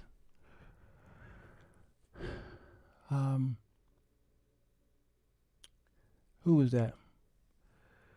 This comment came to me, said, I'm starting to believe that blacks that were taken from Africa are the Israelites. I've observed blacks being hated everywhere. Dominicans, despite Haitians, Afro people in Europe and Asia are despised. Middle East discriminates or ignores the Afro people, etc. I could be wrong and may never know the whole truth. Also, I went to Christians United for Israel conference in D.C. She says that's Kufi, that's John Hagee's convention. A few years ago when I was deceived, I got a whole lot of insight to share about these organizations that are owned by a Jewish billionaire. I wish I could have been in the live you did. I was an ambassador for Passages Israel. Okay. We were taught that Christians are obligated to support Israel. Yep. Zionists. The conferences I went to were extremely right-wing. Yes, I told y'all. Let me say this about the children of Israel and Israelis and shut it down. All right. Without parties to organize the government, it would be hard to get things done. Religion and politics should keep their distance. I agree with that. George Washington said this based off of what he experienced across the pond. And number two, what he was experiencing with the infighting among the 13 colonies. So I get why he and James Madison said it, and you're right, because the scriptures help us to understand the powers that be through Romans chapter 13, 14. All right, the messengers of God, and Jesus said, render to Caesar what is Caesar, and what have you. Without civic setup, then, who would collect the taxes and on and on. And this is why the Sedition Acts, the Alien Sedition Acts, was a direct attack against the First Amendment. All right, and look at which one was first. The First Amendment was first in 91, and then 98 came the Sedition Act, which was a slap in the face.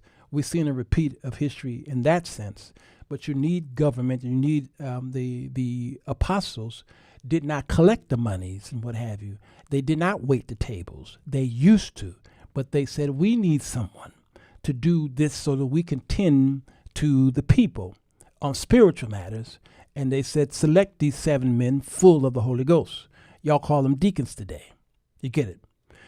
Moses was not as smart as he came across, because it was his father-in-law who told him, you're going to kill yourself if you don't set up captains, because you're trying to judge everybody.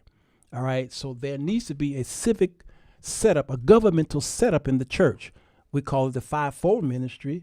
They're there to do something for the edifying of the body, for the perfecting of the church, what have you. So we do need, I believe, the church is set up as a spiritual institution in our minds, but really it's a business. It's really a business because y'all built the building. You got to pay the fees. That is the utilities, the salaries, all kind of stuff. It's ran as a business, and even though the government sees you as a non-for-profit organization, that's a business. You understand? So Melvin Cody is right. One of the most brilliant men I know living today is Melvin Cody. I got his work. I'm trying to get to his body of work. As soon as I stop acting like I'm intelligent and ain't got no time for y'all, he's got this amazing paper here called Neoliberalism. It's brilliant. I wish I can write like this. I really do.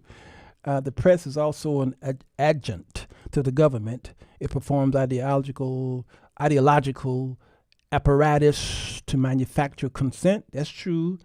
Yeah, to prepare the people for war, get the people hate other ideologies that they do not understand, i.e. socialism. See, I told y'all he's brilliant, but he's right. Even though he's a tongue-talking Baptist, what did he say? What he was yesterday? All right. Okay. Let me answer the question of my friend who did about the Jews, because I know y'all think I forgot what I was going to say. I sometimes I'm just slow. Let me put the stuff up here on the screen here. Again, that's my new P.O. box right there. The old one is gone. So if you sent me any mail over the past week, it's locked. It may be returned to you. That's the P.O. box. And I told you all that between now and the end of September, which is next week, I think, I'm not doing this no more. If you send $20 or more, I sound like one of y'all's churches. I need a seed off. If you send $20 or more, I can't make the money on this because it costs $20 just to send this. So I make no money. For those of you who are already in comments, see, look at these preachers, I make no money on this, none. If I send you a mug and you send me $20, I make no money. None. It costs me, for the mug and the shipping, it's $20 or more. Okay. So if you send $20 or more to that P.O. box, you'll get a mug. It will be drop shipped to you from my staff, and I will stop it. If I get any $20 after October 1st, I'm keeping it. So if you don't do it now, so we can get here before October 1st, all right? And that's one per household. Don't be sending me a whole bunch of money so I can send you a whole bunch of, nope, I can't do it. I can't do it. All right, so we want to thank God for Luann Walls, who blessed us. And so I'm going to be a blessing to you all if you send $20 or more. And if you want to, the more is important so I can keep doing this. All right. But there's the new P.O. box. As it pertains to Jews, it is a difficult subject, you all, because the woman from The View got in trouble. Whoopi to her Goldberg. Operators are standing by. Whoopi and her Goldberg says that the Jews were not sent to concentration camps because of their race or something like that. Remember when she said that, Nathan Grant? Okay. Elaine, she said, can we see the mugs again? It says the Sirwalterj Jones Show. All right.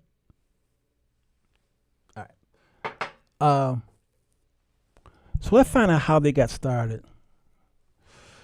Yes, you have to send to the P.O. box. Somebody said, can I cash app you? Well, you can cash app me, but I don't know your address. How you going to send the address? Okay.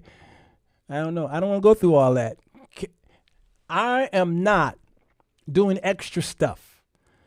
If you are too lazy to write me a hello, Sirwalterj Jones, and put a stamp on it and go to the mailbox, you do not deserve this mug. Stop being lazy. I told y'all, send me something in the P.O. box so that y'all can at least do something for something. So if you're gonna send me something in the Cash App, thank you. But you ain't getting the mug. Be like the old school. Write me a letter. Don't Zelle me, Shelvive. No.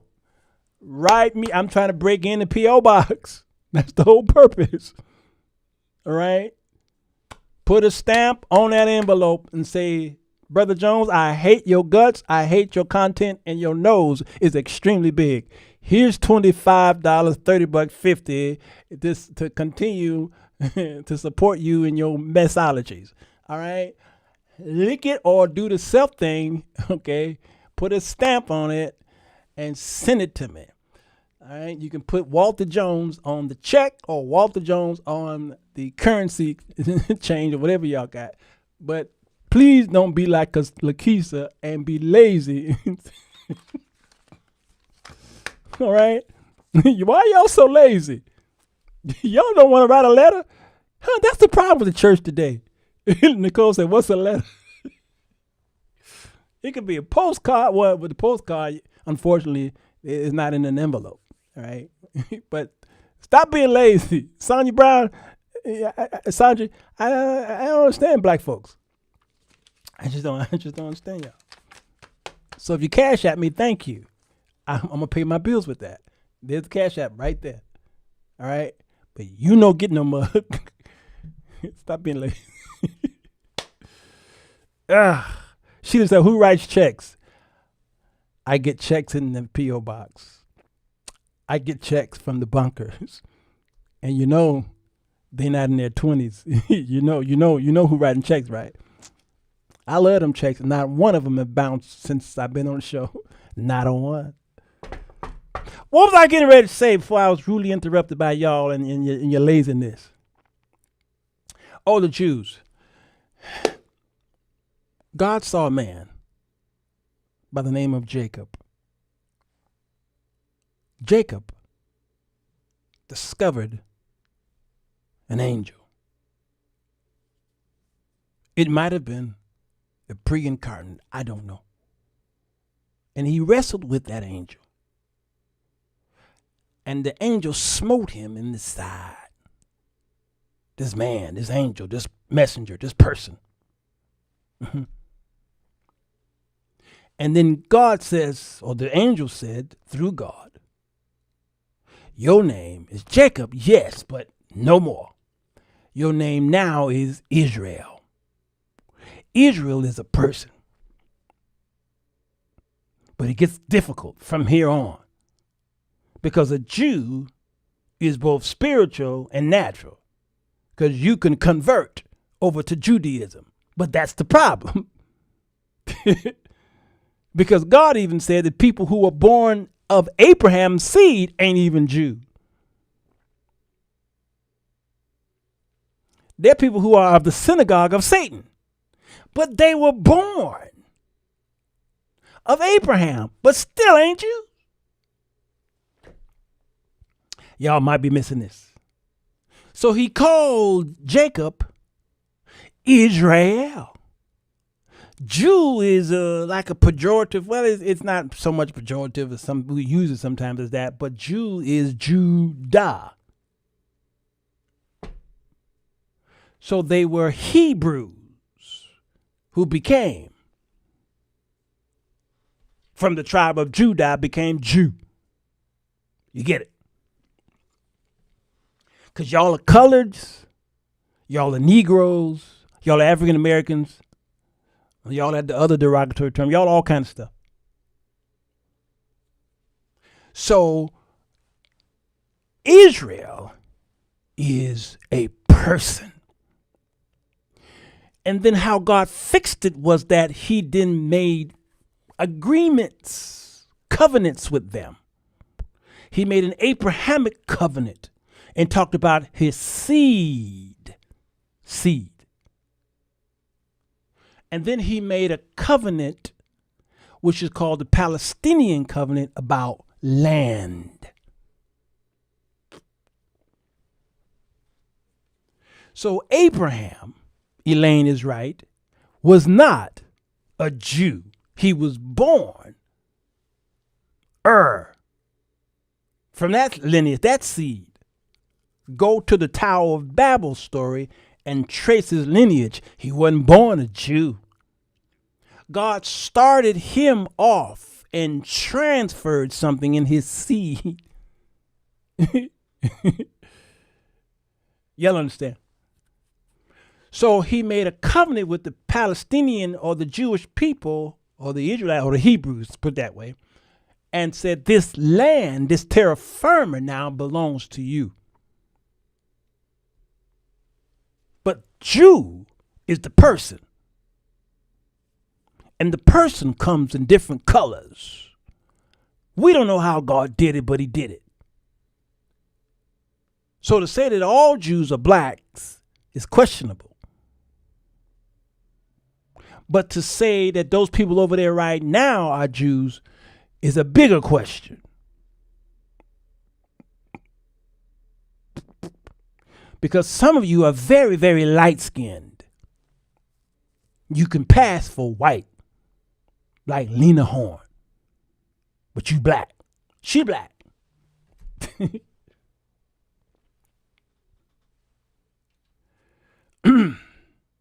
So when you go over there right now, those are Ashkenazi European folks. Most of them have converted over to the culture. But they are of the synagogue of Satan.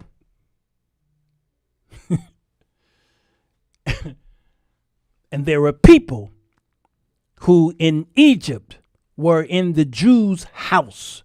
They were considered strangers. And when God says, put the blood over the door, he says, when I see the blood, I'll pass over you. He says, I want you to make this bread unleavened, keep your clothes on, don't go to bed tonight because I'm getting ready to get you up out of here. But when you get up out of here, take the stranger, the one living in your house, take him with you. Who are those people? What they look like? So God, I'm so glad, hid so much. He hid so much from us so that we won't be worshiping and being bigots and xenophobe because our Jesus don't look like them. So I don't sit up every day fighting on what color the Jews are. I don't.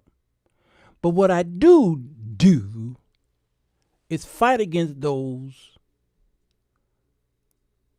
who say they are. And as I check the deoxyribonucleic acid, I realize they're not. Because I know their history. I know how you got over there.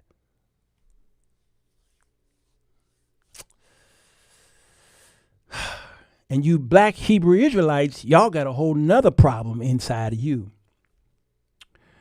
So black people from all walks of life are sprinkled in all the nations around the world. And this is why their blood is so dominating.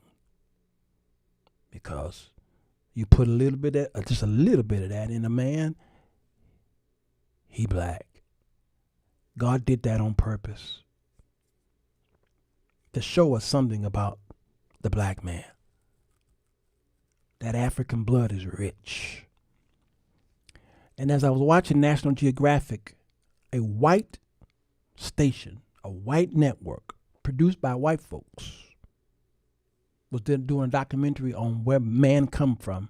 At the end of the documentary, this was in 2008, I was shocked.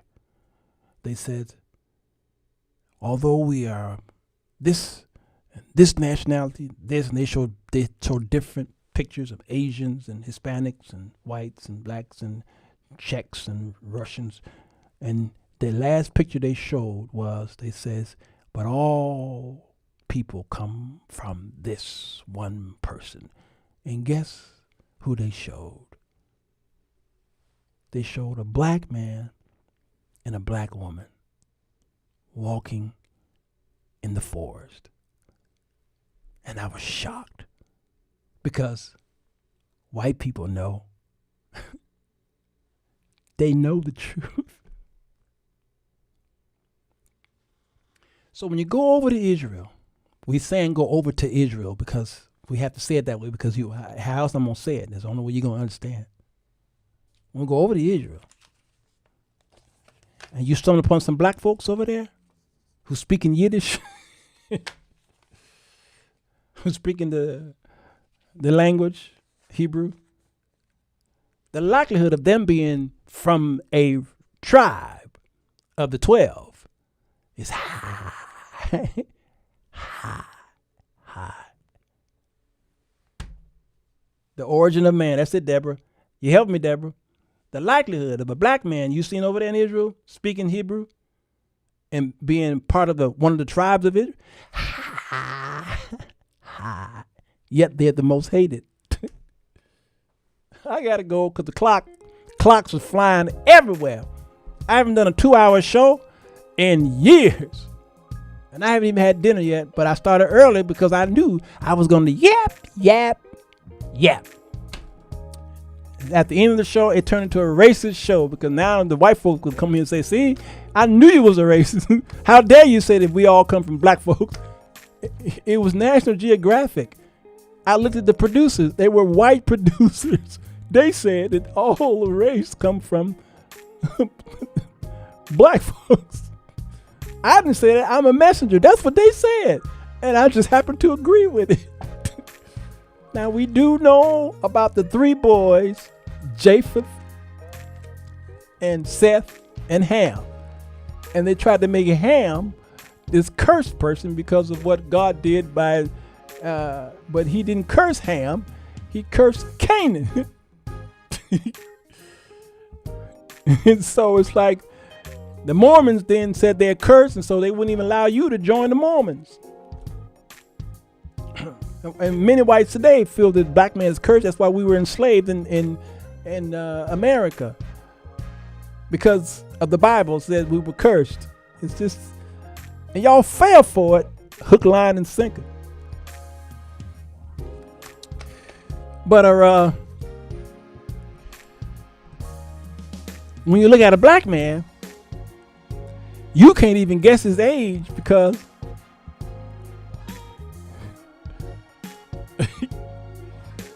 the more he aged, the younger he looked. Here's why I get in trouble with my white friends.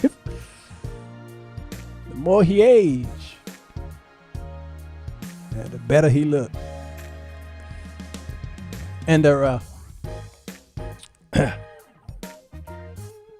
it's no surprise that these white women want these men. Because some white men, you look at them, and then he tell you he 25. He tell you he 25, but he look like he's 60, 62. Am I meddling? Because black don't crack, Doc. Black don't crack, Doc. I age backwards. Are you agreeing with me, Miss Sharon? Miss Sharon is agreeing with me. I age backwards. If you look at my old shows from 10 years ago, I look 20 years older. And you look at me now, wait till they get that load of me now. No mascara, no blush. And I told my barber, don't let that gray come in. Let it come in. Let the snow come in. And yet, I look 20 years younger than I did 10 years. I'm feeling that all in my chandelier, y'all. Why? Because black, it don't crack. So God, we thank you. We sure love you. We thank you for the people who were here. I might have upset some folk, but I had a mandate, and I did it the way that I had to do it to spark up some interesting research. And I think the people are going to research on their own and find the truth, whether they like it or don't. So we love you, God. Thank you for this community. We love one another so much. And we thank God for the strength that you've given us to be able to travel all over the world to see them and love on them as they loved on me. Keep them safe. keep them healthy. If there's any sick among them, God, heal them, deliver them, set them free from whatever torment, physical pains and ailments and diseases that might be part of their bodies. In the name of Jesus, heal them. Heal them tonight, God. Others, you may have to take them through a journey of healing, but regardless, the end result is healing. Heal their bodies, including their minds. We thank you for what you're going to do in Jesus' name. Thank God. Amen and amen. Take care of yourselves and one another. Let's talk about something more wholesome tomorrow, Saturday, Sunday school. Let's talk about the Bible, all right? I'm done with the whole Charlie Kirk, the shooter, and Republican, Democratic. I'm done. I am done. Until Monday. No. This weekend, let's talk about other stuff, all right? Bible stuff. Get back to what we were called to do.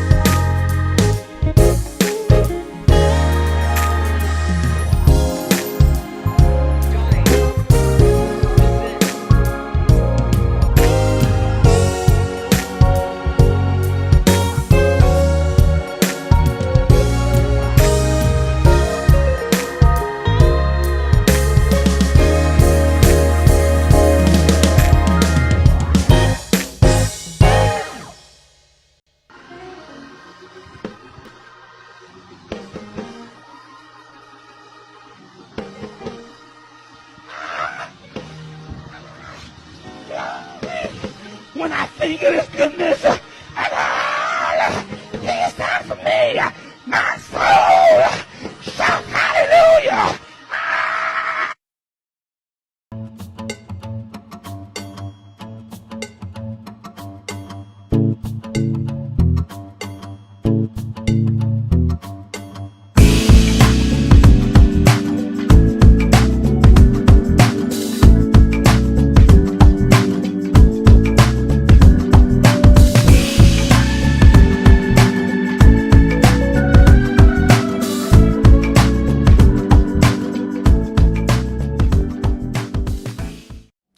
Fellas, does it seem like you can't get a good woman? Ladies, wonder why you can't keep a man? Then read The 4 Women That Men Desire, Volume 1, by Sirwalterj to figure out how to break the cycle. Go to Amazon.com to get your copy today. It's 10 p.m. Do you know where your children are?